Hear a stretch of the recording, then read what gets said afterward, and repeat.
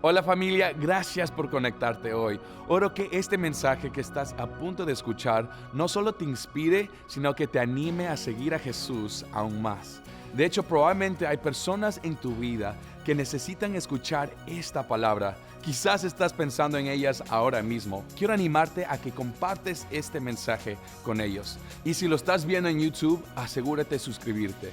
También quiero agradecer a todos aquellos que nos apoyan.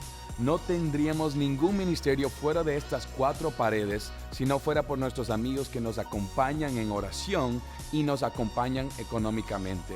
Hay miles de personas que benefician de este ministerio gracias a tu generosidad y te lo agradecemos tanto de corazón.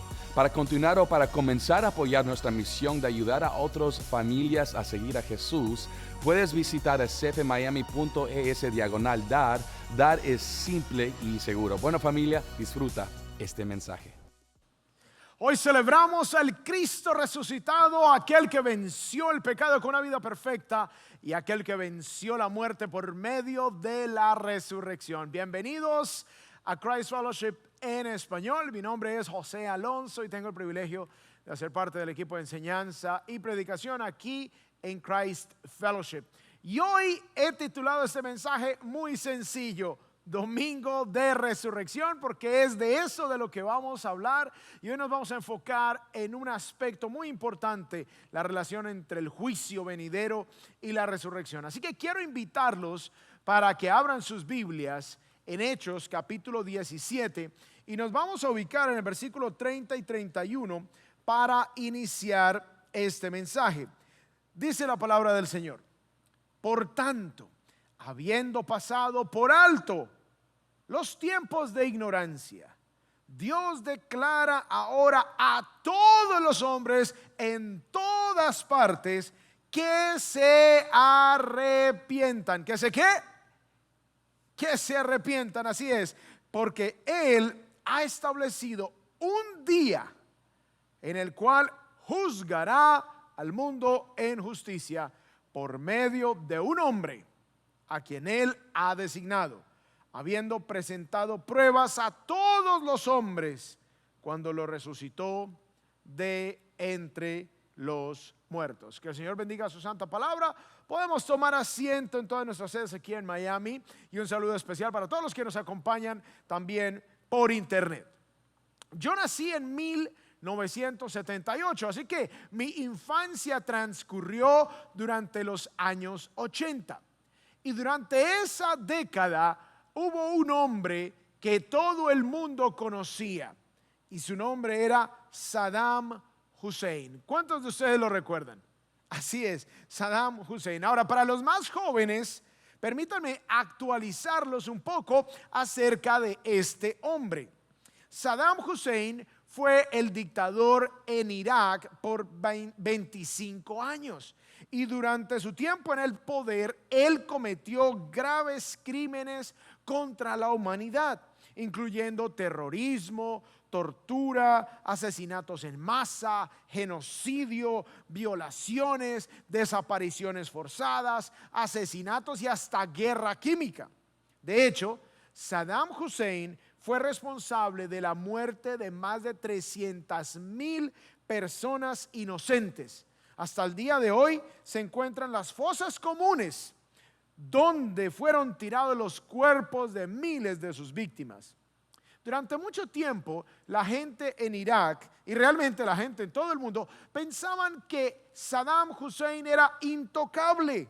O sea, en otras palabras, que no se podía hacer justicia con este hombre, que él nunca tendría que rendir cuentas por sus acciones. Sin embargo, en enero del 2002, Irak fue invadido por el ejército norteamericano. Saddam Hussein fue capturado y entregado al nuevo gobierno de Irak. Y después de eso sucedió lo impensable, sucedió lo que el pueblo iraquí y el mundo jamás pensaron que sucedería. Saddam Hussein fue llevado ante la justicia y compareció ante un juez. Veamos lo que sucedió en este video. El domingo 5 de noviembre del 2006, a las 11:30 de la mañana, el alto tribunal iraquí condenó a morir en la horca al expresidente Saddam Hussein, encontrado culpable de la matanza de 148 chiíes en la aldea de Dujail en 1982. Saddam Hussein, desafiante hasta el final, no tuvo ni un solo gesto de arrepentimiento. Al entrar en la sala del tribunal acompañado por policías, se sentó y el juez le pidió que se pusiera de pie, a lo que se negó argumentando que quería escuchar la sentencia sentado. Sin embargo, el magistrado pidió a los policías que lo levantaran. Saddam intentó opacar la voz del juez con gritos de «¡Viva el pueblo! ¡Viva la nación! ¡Abajo los agentes! ¡Son parte de la ocupación!». El tribunal ha decidido sentenciar a Saddam Hussein al-Mayid a morir en la horca por crímenes contra la humanidad, leyó esa mañana el juez. Así terminó la historia de este brutal dictador, tirano, verdugo, que oprimió al pueblo de Irak durante 24 años, que desató atroces guerras regionales en las que cientos de miles murieron y que redujo al próspero país, rico en petróleo, a un estado policial y que sumió a Medio Oriente en el caos y la destrucción.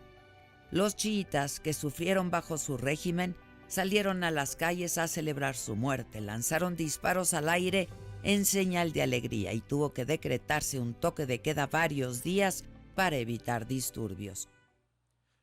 La nación y el mundo entero se alegraron de que este hombre por fin fue enjuiciado y recibió el juicio correspondiente a toda su maldad. Por más de 20 años, la gente en Irak se preguntó si algún día se haría justicia, si algún día habría juicio para este hombre malvado. Ahora, permítame traer esta terrible historia, esta triste historia, a la enseñanza de hoy.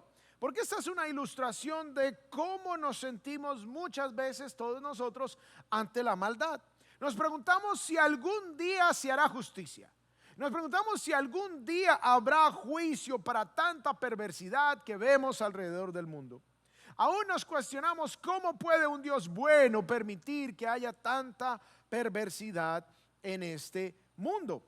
De pronto tú mismo estás escuchando este mensaje y estás experimentando o has experimentado las consecuencias de la maldad de este mundo, las consecuencias de personas perversas, y tú mismo estás pensando, ¿cuándo se hará justicia? ¿Habrá justicia al final de todas las cosas? De pronto consideras que los malos se saldrán con la suya. Sin embargo, quiero compartir con ustedes la idea principal de este mensaje, la cual es: todos compareceremos como culpables delante de Jesús. Unos seremos juzgados y otros justificados. Así que un día toda la humanidad tendrá que presentarse delante del juez del universo a rendir cuentas por sus obras. Desde el más débil hasta el más fuerte, desde el más rico hasta el más pobre, desde el dictador hasta el jornalero, desde el más educado al más analfabeta. Y tú te preguntarás, bueno, pero ¿quién será el juez?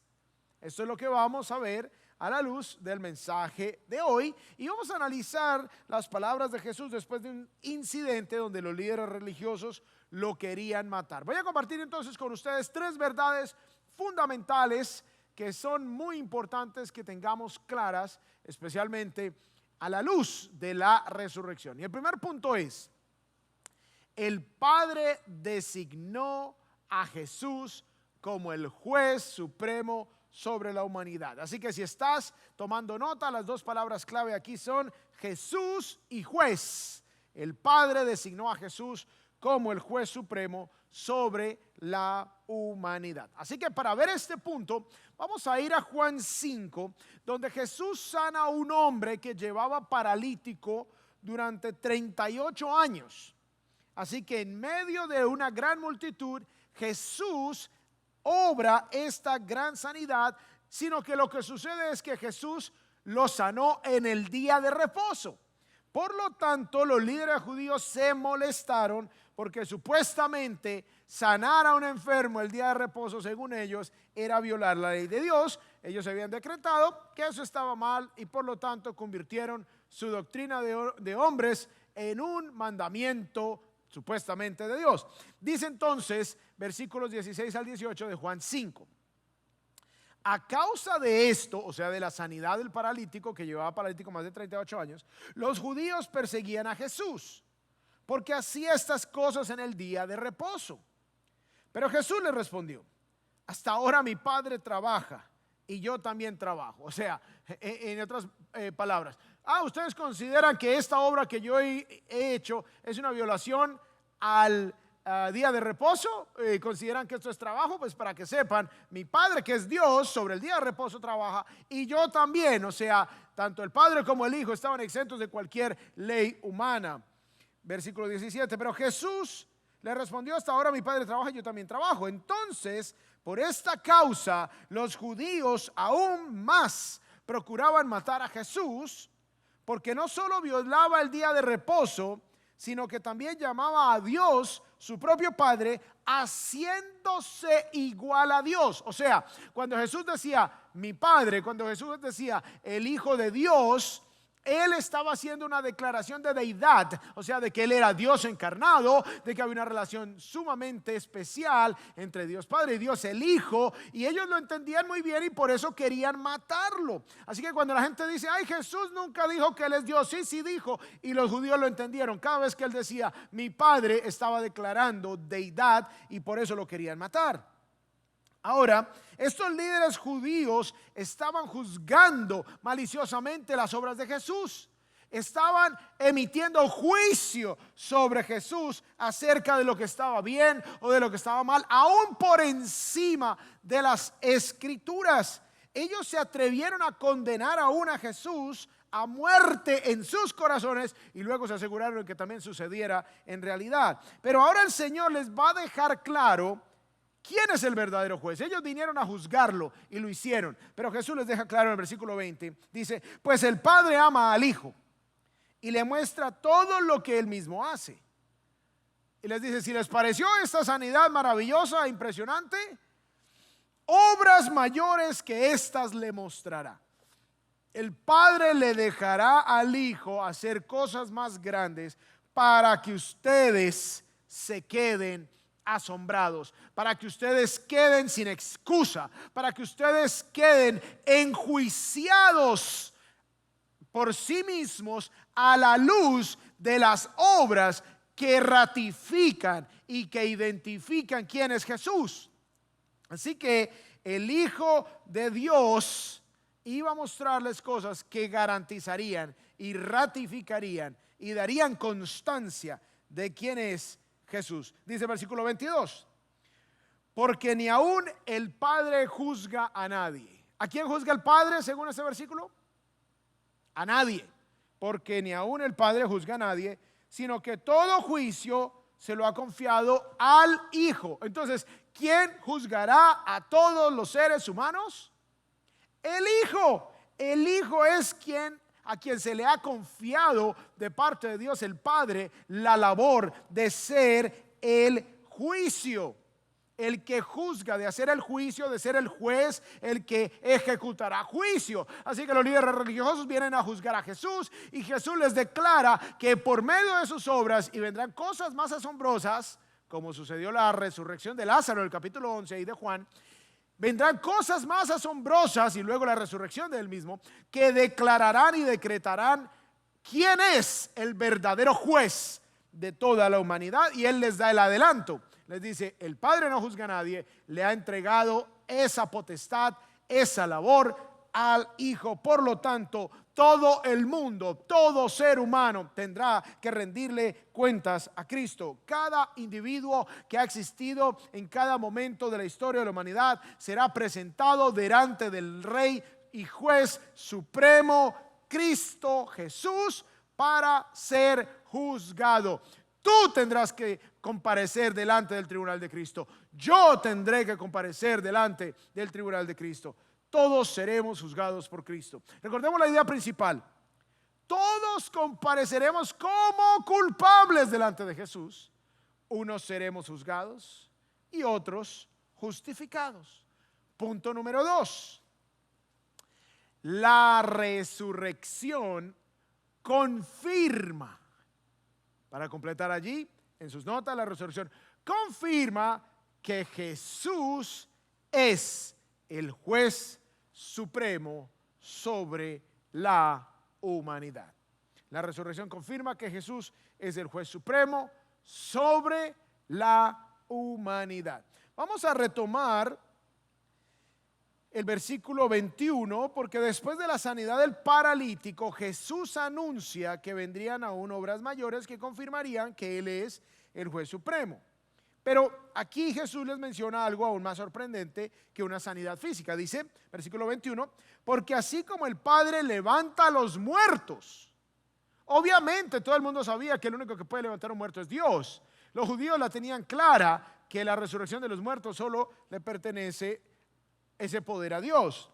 Porque así como el Padre levanta a los muertos y les da vida, asimismo el Hijo también da vida a los que Él quiere. O sea, la resurrección será una prueba indubitable de que Jesús es el juez del universo. Porque si alguien puede resucitar un muerto, también tiene entonces el poder para juzgar a la humanidad. Y el Hijo tiene poder para dar vida a los que Él quiere, y luego resucitó a Lázaro en el capítulo 11, como sabemos, y luego Él mismo se levanta de entre los muertos. Entonces, Jesús da vida a los que Él quiere. Y no solamente está hablando de los que resucitará a nivel corporal para vida eterna, sino que también está Jesús haciendo referencia a los que Él le da vida mientras están muertos en sus delitos y pecados. O sea, a todos los seres humanos que no tienen una relación con Jesús, Dios le da vida al que quiere, Dios le da la fe, Dios le da una vida nueva, Dios lo reaviva espiritualmente, Dios lo hace nacer de nuevo a los que Él quiere, a los que están muertos espiritualmente. Jesús les da vida y les permite tener una vida espiritual diferente a la muerte espiritual con la que todos nacemos por naturaleza. Luego dice Juan 10, donde Jesús apunta a su propia resurrección, y miren lo que dice. Juan 10, 17. Por eso el Padre me ama, porque yo doy mi vida. O sea, no fue que Jesús se descuidó, no fue que Dios el Padre se durmió, no fue que a los dos se les dañó el plan y capturaron a Jesús y no supieron qué hacer y resultaron matando a Jesús. No, Él dice, yo doy mi vida.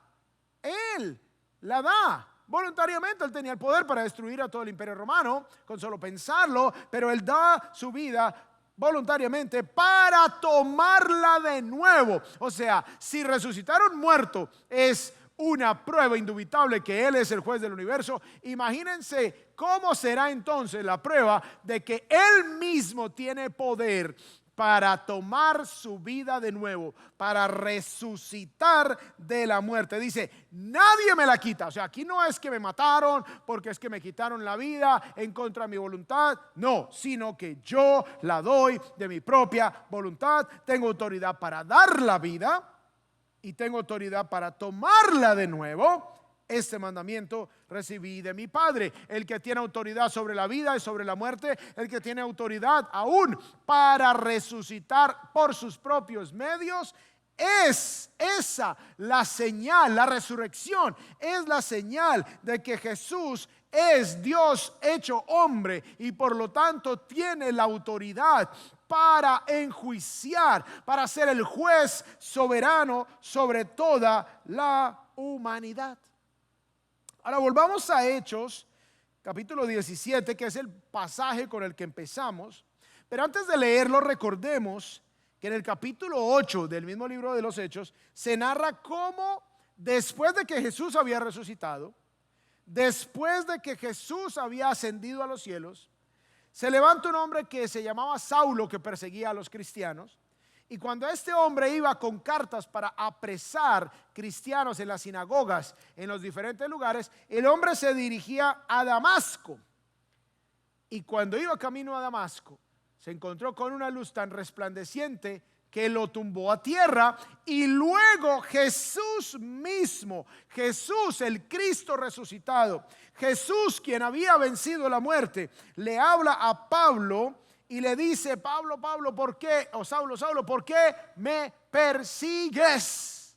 O sea, Pablo, el que escribe el texto que vamos a leer, que fue con el que empezamos, él mismo fue testigo de el Cristo resucitado porque tuvo un encuentro con él. Miremos el versículo 31 de Hechos 17. Porque él, hablando de Dios, dice Pablo, Dios ha establecido un día en el cual juzgará al mundo en justicia. El único que verdaderamente puede ejecutar justicia perfecta es Dios. Ni siquiera los tribunales humanos lo pueden hacer, porque a veces se equivocan, a veces dan juicios equivocados, a veces la condena no corresponde al delito. Dice aquí, porque él ha establecido un día en el cual juzgará al mundo en justicia, y dice por medio de quién, o sea, ¿quién va a ser el juez? Por medio de un hombre a quien él ha designado, a quien Dios mismo puso, habiendo presentado pruebas. ¿Pruebas de qué? Pruebas de que él es el designado por Dios a todos los hombres. La resurrección es una prueba para toda la humanidad. Es una prueba para ti, es una prueba para mí. Dice, habiendo presentado pruebas a todos los hombres, cuando lo resucitó de entre los muertos. O sea, Pablo dice que habrá un día para el juicio, y ese juicio será ejecutado por medio de un hombre que Dios ha designado. Y la autenticación de quién será ese hombre, el que juzgará a todos los seres humanos, la autenticación de ese juez será su resurrección. Así que el único que resucitó para vida eterna y no volver a morir jamás fue Jesucristo. Aún Lázaro mismo, que fue resucitado por Jesús, volvió a morir. ¿O alguien conoce a un Lázaro que tenga más de 2000 años? Eso pensé. El hombre murió y ahí quedó. Lo mismo los que resucitaron cuando Jesús murió en la cruz, también volvieron a morir. Así que la resurrección confirma que Jesús es el juez supremo sobre toda la humanidad. El Padre no quiso ser el juez. El Espíritu Santo no es el que va a juzgar a la humanidad. Tampoco Dios envió a un ángel para que fuera el juez, sino que envió a su Hijo Jesús, Dios hecho hombre, Dios en la carne, para juzgar a toda la humanidad. Jesús tenía que convertirse en hombre para desde esa posición de hombre juzgar a los seres humanos. Un hombre justo, un hombre con una vida perfecta, puede entonces juzgar a los demás seres humanos de manera perfecta. Ahora, pero lo importante es entender que Jesús no solo venció el pecado viviendo una vida perfecta, sino que venció la muerte resucitando y levantándose de entre los muertos,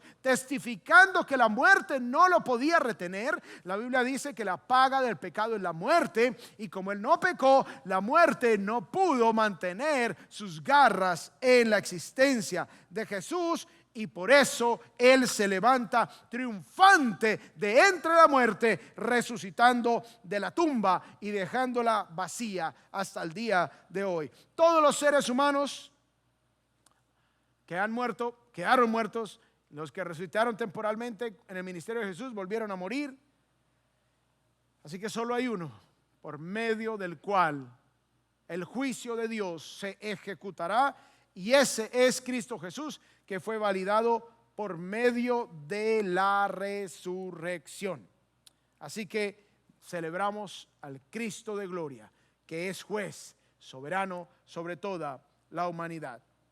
Ahora, de repente tú sientes como quizás se sintió el pueblo iraquí por más de 2 décadas. De pronto has experimentado maldad en tu vida, de pronto has sido víctima de la maldad en tu vida, o más bien de otros en tu vida, y de pronto te sientes como que nunca va a llegar justicia, nunca se va a hacer el juicio.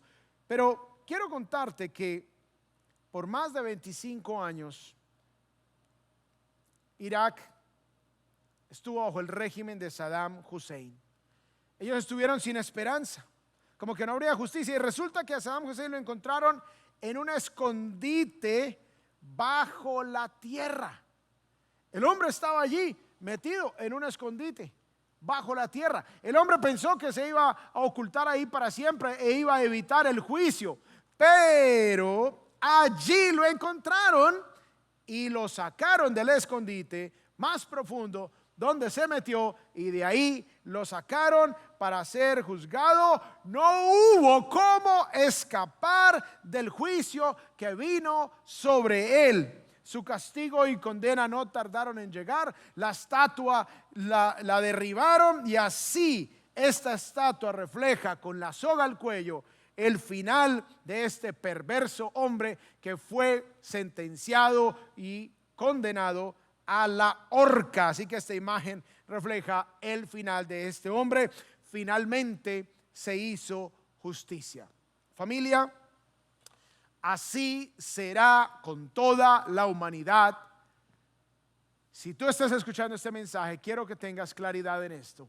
No habrá dónde esconderse del juicio de Dios.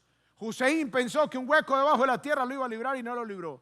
Y tú piensas que de repente el hecho de que los hombres no se han dado cuenta, de que tú eres muy astuto y muy sagaz, de que la maldad que tú estás haciendo, de que el desfalco, el robo, el abuso con otras personas, el abuso aún infantil, el abuso a menores allí en tu familia o en tu vecindario, o cualquier cosa que tú estás ejecutando y tú crees que no vendrá el juicio y crees que lo estás logrando y crees que saldrás victorioso sin juicio, te equivocas.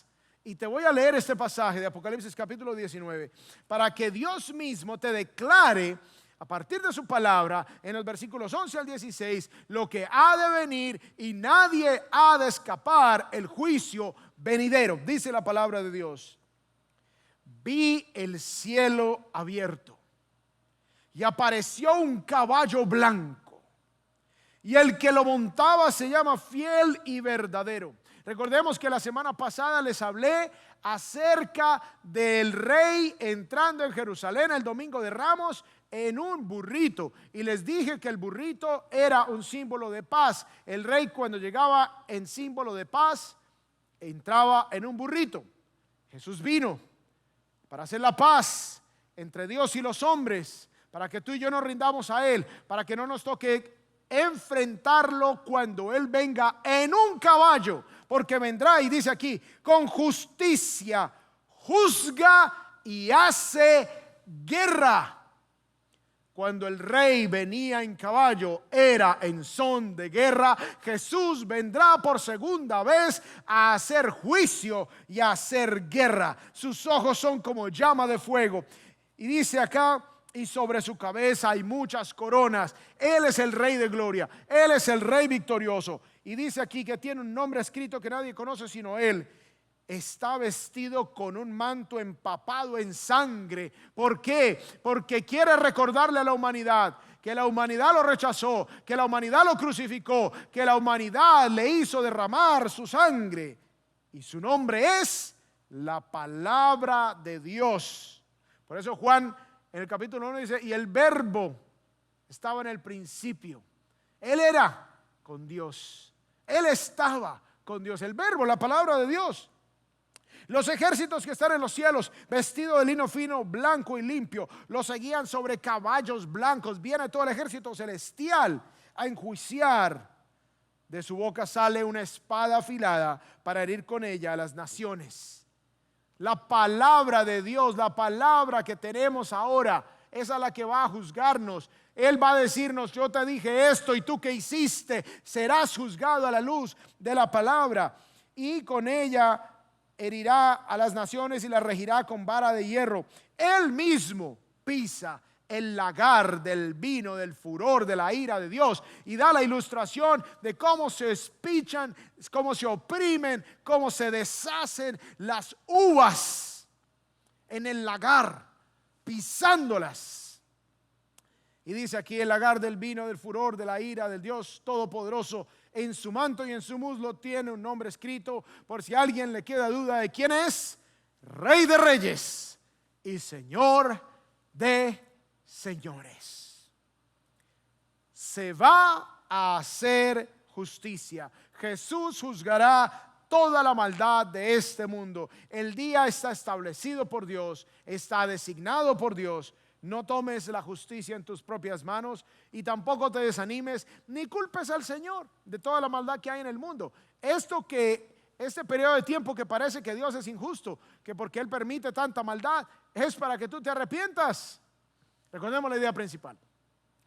Todos compareceremos como culpables delante de Jesús. Unos seremos juzgados y otros justificados. Ahora tú te preguntas, bueno, ya tengo claridad de cómo va a ser juzgada la humanidad, pero ¿cómo puedo escapar de esa ira venidera? ¿Cómo puedo ser justificado? ¿Cómo puedo ser declarado justo para que yo no tenga que pagar? Para que yo no tenga que ser condenado eternamente. Punto número 3. Jesús es el juez soberano, eso ya lo establecimos, eso ya lo tenemos claro, está sustentado por la Escritura, está confirmado por la resurrección.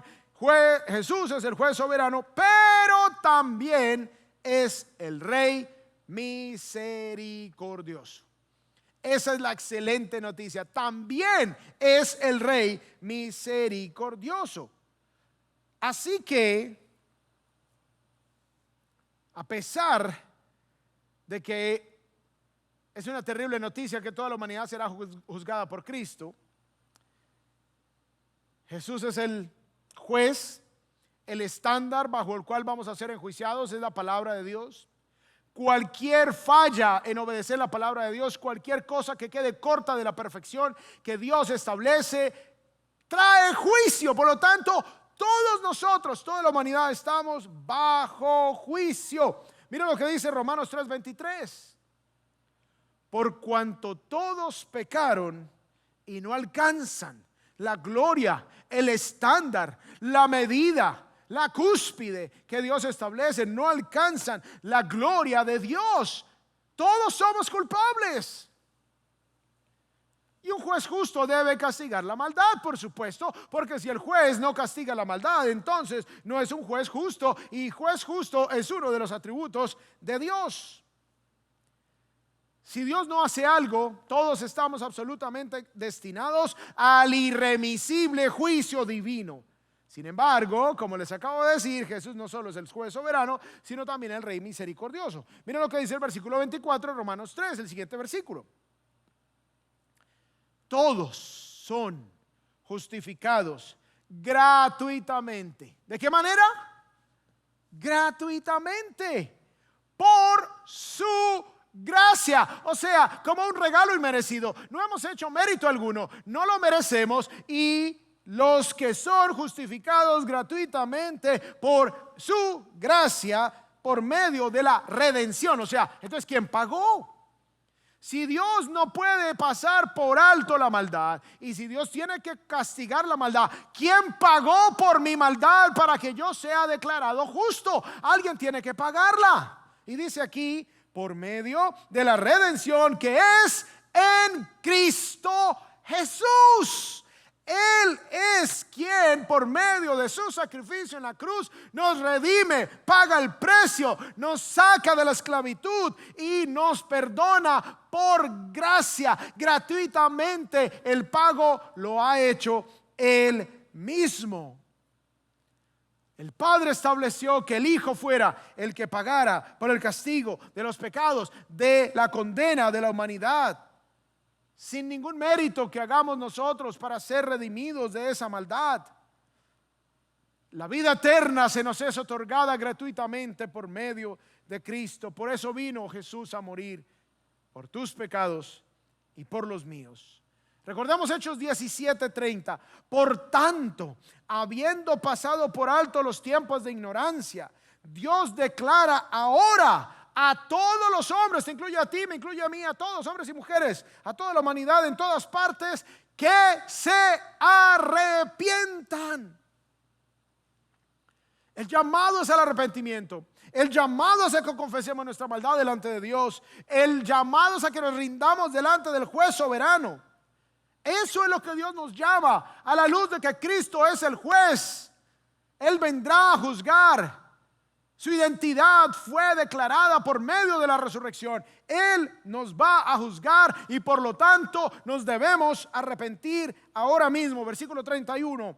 Porque Él ha establecido un día en el cual juzgará al mundo en justicia. Vendrá ese día, así lo creamos o no, vendrá por medio de un hombre, quien será el juez, a quien le ha designado, habiendo presentado pruebas a todos los hombres cuando lo resucitó de entre los muertos. No hay duda quién es el juez, no hay duda que vendrá el juicio, no hay duda que el día está establecido, no hay duda que ese día tendremos que comparecer delante de Dios. Pero el arrepentimiento que nos declara el versículo 30, por eso declara a todos los hombres en todas las partes a que se arrepientan. El arrepentimiento delante de Dios me libra del juicio venidero.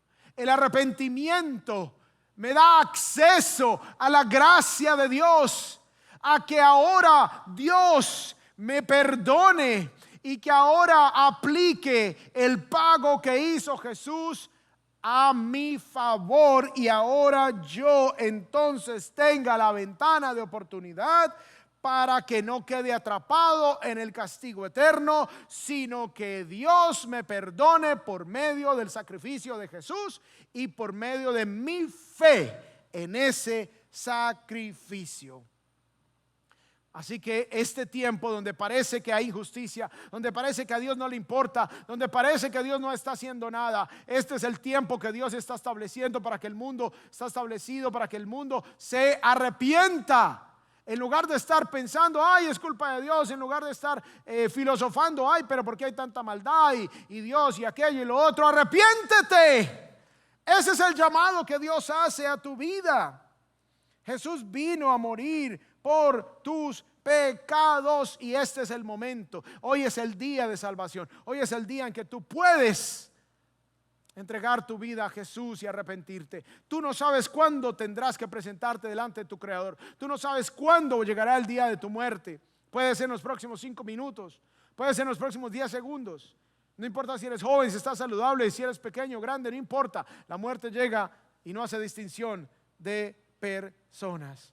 Romanos 3, seguimos leyendo versículos 25 al 26, hablando de Cristo, el juez soberano, a quien Dios exhibió públicamente como propiciación, como el que satisface la ira del juez justo, el que satisface el castigo, como propiciación por su sangre. El derramamiento de la sangre cubre el pecado. Desde el Antiguo Testamento Dios lo estableció así. Por eso se hacían sacrificios de animales. Pero ha llegado el Cordero de Dios que quita el pecado del mundo. A través de la fe, a través de mi confianza en el Cordero de Dios, dice, como demostración de su justicia. O sea, Dios está demostrando que Él es justo y que el castigo del pecado se ejecuta sí o sí. O lo pagas tú o recibes el pago que hizo Jesús. Y aquí demuestra su justicia, porque en su tolerancia Dios pasó por alto los pecados cometidos anteriormente. No nos destruyó por completo para demostrar en este tiempo su justicia, a fin de que Él sea justo. Él no puede parecer injusto, Él no puede actuar injustamente, Él no puede pasar por alto la maldad de todo el mundo y al final mandar a todo el mundo al cielo. Ay, sí, nadie se arrepiente. Ay, sí, todo el mundo hace el mal y yo soy un juez injusto y no voy a castigar la maldad. Ese no es Dios.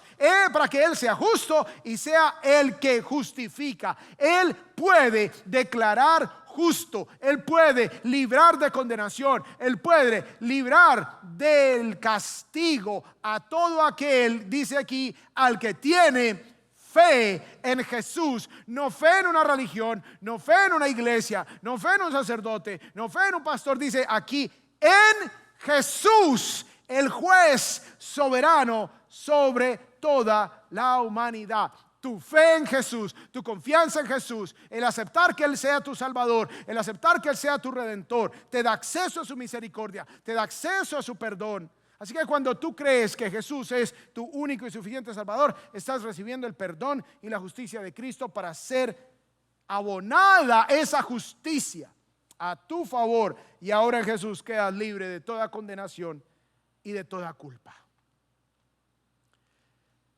Quiero cerrar con una historia que narra cómo el rey de una tierra lejana, cansado de tanta maldad e injusticia, que había allí en su reino, estaba cansado, mucha maldad, mucha injusticia en su reino, este rey decidió promover la rectitud, decidió promover la justicia en medio de su pueblo. Así que él hizo un decreto de que a partir de esa fecha, todo el que cometiera un crimen, por pequeño que fuera, sería castigado con azotes públicamente.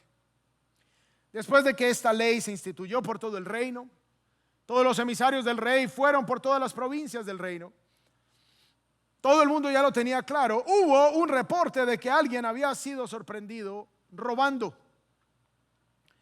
Cuando esa persona sorprendida fue traída a juicio, resulta que esa persona era la pequeña hija del rey. En ese momento todo el mundo estaba atento para ver si el rey actuaría con justicia y mandaría azotar a su hija públicamente, o si el rey actuaría con injusticia y pasaría por alto el castigo. Se aplicaba solo la justicia, este rey no estaba mostrando amor por su hija, y si mostraba solo amor por su hija, este rey no ejecutaría el castigo y sería un juez injusto. El rey finalmente ordenó que se procediera a flagelar a su pequeña hija. Pero justo antes de que ella recibiera el primer azote, el rey detuvo al verdugo encargado de azotar a la niña. El rey se quitó su manto real, el rey expuso su espalda y se acomodó cubriendo el cuerpo de su hijita. Luego ordenó al verdugo que ejecutara el juicio. Y el rey recibió sobre sí mismo el castigo por el pecado de su hija. Fue así que el rey demostró ser un juez justo al ejecutar el castigo, pero también demostró ser un juez y un rey misericordioso al recibir él el castigo en lugar de que su hija lo recibiera. Eso fue exactamente lo que hizo Jesús con nosotros. Él recibió el castigo que merecíamos por amor, siendo el juez justo que castiga la maldad, y al mismo tiempo demostró ser el Rey misericordioso que nos libra de toda condenación. Recordemos la idea principal: todos compareceremos como culpables delante de Jesús. Unos seremos juzgados y otros justificados. Hoy tienes tú la oportunidad de decidir qué quieres, juicio o justificación. Si quieres juicio, simplemente apaga este mensaje y sigue tu vida como va. Si quieres justificación y gracia y perdón y vida eterna, ora conmigo esta oración donde entregas tu vida a Jesús como el Señor y Salvador de tu vida. Vamos a orar. Dios, te damos gracias por este mensaje de tu palabra, Dios. Gracias por autenticar claramente quién es el juez, quién será quien enjuiciará con perfecta justicia a la humanidad. Gracias porque la resurrección nos declara sin lugar a dudas quién es ese juez. Y el juez es Cristo Jesús, nuestro Señor. Padre, es mi oración que si hay personas escuchando este mensaje y aún no han entregado su vida a ti, yo te pido, Dios amado, que tú les regales la fe para que puedan entregar su vida a ti y arrepentirse, como nos dijo el texto de la Escritura hoy. Si esa persona eres tú la que desea entregar su vida a Jesús y arrepentirse de tus pecados, yo te invito a que allí donde tú estás, con tus ojos cerrados y tu rostro inclinado, ores conmigo esta oración. Dios, me arrepiento de todos mis pecados. Te pido perdón por toda mi maldad. Creo que Jesús murió en la cruz por mí para pagar la condena que merecían mis pecados. Te pido perdón y declaro que Jesús se levantó de los muertos al tercer día, teniendo la victoria sobre el pecado y sobre la muerte, para darme la vida eterna.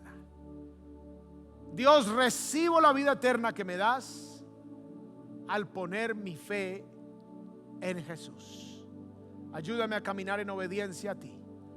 Te lo pedimos todo, Señor, en el maravilloso nombre de Cristo Jesús.